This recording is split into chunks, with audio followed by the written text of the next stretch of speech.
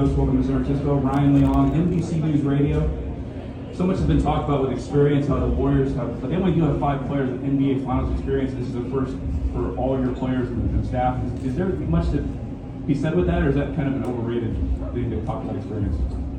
Well, the staff has some experience. I've been to 2 myself and some of our assistants, but I'd say overrated in general. Our young guys have had a lot of success so far in the Eastern Conference Finals multiple times, and so for us, try to simplify it, not overcomplicate it. Business as usual, basketball as usual.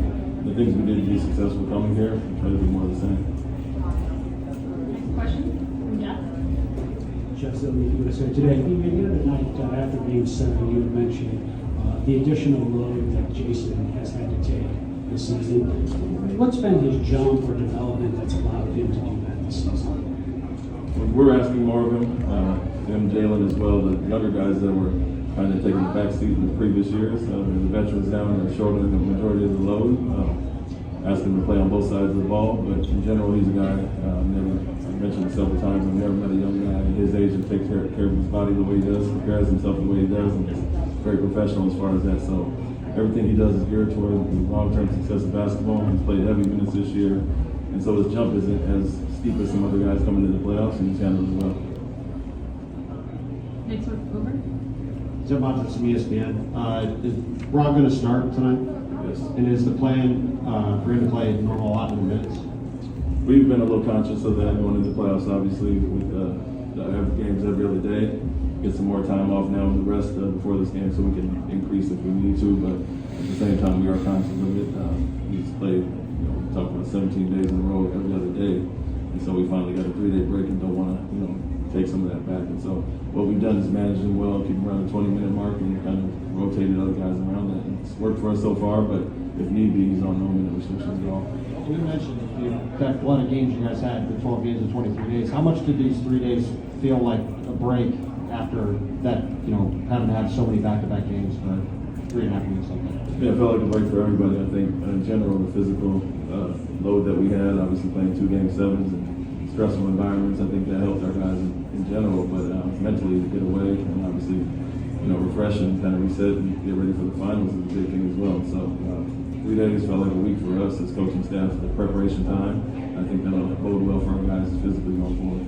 Next question on the left. Hey, Nick HC on this media in Boston. One of your big things coming in coaching this year was making Jason a playmaker, making Jalen a playmaker. When did that idea kind of formulate in your head, and what led to that becoming an idea for you, and just how have you kind of seen that progress as the years gone on? Just watching their skill set and playing against them for 2 years in Philadelphia and Brooklyn, got to see them firsthand and see their scoring ability. But coaching those guys in USA basketball as well, you see all the tools they have. And one thing was we knew we as an opponent playing against them, very scoring oriented. Tunnel vision at times, and we want to get more playmaking out of them. They have the ability, the size, and skill to do all the things that we're asking. And you've seen the growth this year, but we knew they would kind of go back to one-on-one, playing in the crowd, some of those things. I just wanted to break some of those habits coming in. We're very capable, very receptive to our coaching, and they asked to be pushed that direction. We've shown great progress this year so far. Question back right. Jared Weiss, The Athletic. Going back to your experience coaching the finals, what has been your message to the team about just holding on to your identity and your principles when you hit those crucible moments? It's just basketball. It's the things that we've done well all season and really improved in the second half of the season and playoffs. Continue to do those well. It's all the little things that win and lose a series. And we go down the list, whether it's Brooklyn, Milwaukee, Miami, and now this series. It's all the same things. Taking care of the basketball, keeping guys out of transition, good offense, offensive rebound. So the same things continue to come back up. Obviously, Golden State's a team that you make you pay. You have some missteps as far as that. And so for us, try to simplify it, keep it simple with our guys, and just get back to the basics, playing defense at a high level, sharing the ball offensively. None of that changes because we're in the finals now. Question on the left. Hey, Coach. Cam Buford here, Voice of the Fans. You touched on it just a moment ago when you talked about coaching Tatum and Brown at the Team USA.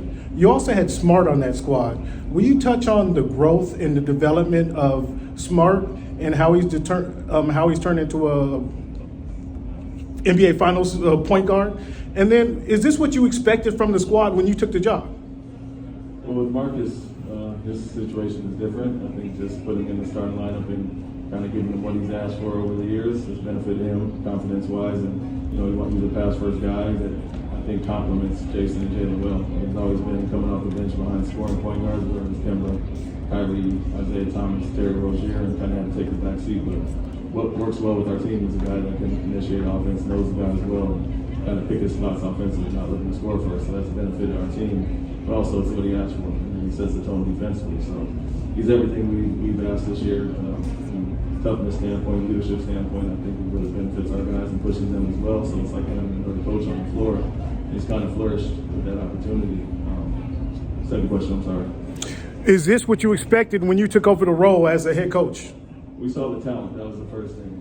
Obviously, we're excited to get to work with two young pillars of our organization, Jason and Jalen. You understand where they can grow and the areas they can kind of take our team to if they have success in those areas. And so with them, it was always some natural talent and some things that I felt like, I don't want to say bad habits, but they had success being the score-first guys, all-stars, max players, Olympians. And so you try to take those strengths but also add to them. And we understood what they have within them, the skill set they have, and how guys rely on them. And so they've taken that leadership role and responsibility and step this year. And I think you look at that talent, first of all, and you know if you get them to buy in defensively, push them the right way, you can reach these goals. And so for us, it was great basically getting to push them that way. They asked for it, and they've been great as far as that, and accepted all our hard coaching. Question on the right. Mark Murphy, Boston Herald. Ime, Marcus has talked about all the stuff going on with his right leg. How much did the last 3 weeks benefit him in terms of just healing up? Yeah, I think some of the swelling has gone down in the ankle. He took some knees to the thighs as well, so that time off is going to benefit him. But Marcus is a guy that's going to play through a lot of pain. It's just a matter of limited movement that he had in the game. He had to sit out, but once the swelling went down, the pain went down, he was able to play. Obviously, him being off the list in general, he showed his progress and was ready to go. Connor on the left. Connor Letourneau, San Francisco Chronicle. And then what has Aaron Miles brought your staff this season? And has he been helpful at all preparing for the Warriors? Obviously, being very familiar with them. Yeah, he's obviously very well respected around the league for his player development. He worked with a lot of guys here at Golden State, and he's done that with Jason as well. He's basically had his hands on Jason all year. And so for us, I think we involve all our staff and the players. Ton of input from everybody. It's like to hear they got different ideas from everybody. He's brought that as well as the other staff. But I'd say there's a huge benefit from that. I did it in the first round, being with Brooklyn last year, Ben Sullivan with Milwaukee, and then just being around Spo with USA Basketball as well. I think we also had some familiarity there. So Aaron goes right along with that, being that he was with this organization for a few years. And so this is one of the scouts. We lean on him for some of the insight and traits of their guys. And I think it's benefited all of us going forward. I know it did with me in the Brooklyn series, coaching with Nash last year, and so we lean on him as well. But I've coached against Golden State quite a few years in the Western Conference, so I have some familiarity with that as well. Yeah. Last couple of questions. We'll go with Tim on the right. Tim Reynolds with the Associated Press. We've asked you a lot about Rob in the last series, in the last couple of days, but as he's tried to get right, you guys have been in the air an awful lot too. Has flying been? Has that been a problem as far as, because when you fly, things swell, and when you're trying to get swelling out, have you noticed that when you guys have these long flights, it kind of sets them back even a little bit? I wouldn't say so. I mean, obviously Miami to Boston, it is what it is. This long cross-country trip, he's felt better just with the days of rest, so it probably hasn't impacted him as much as the rest has helped. But in general, they're doing treatment on the plane, treatment around the clock. Obviously, you got game readies and ice and stuff you can do on the plane to keep slowing down, compression sleeves and all that. So technology has helped him more so than anything. Final question to Jane. Hi, Jane Masali from Associated Press. Steve just said that Gary Payton and Porter and Iguodala are all available tonight. What has impressed you from afar on what Gary Payton has done defensively and just as a journeyman who has found a spot here? And what does it do to have him back for them and for you guys offensively to have to face that?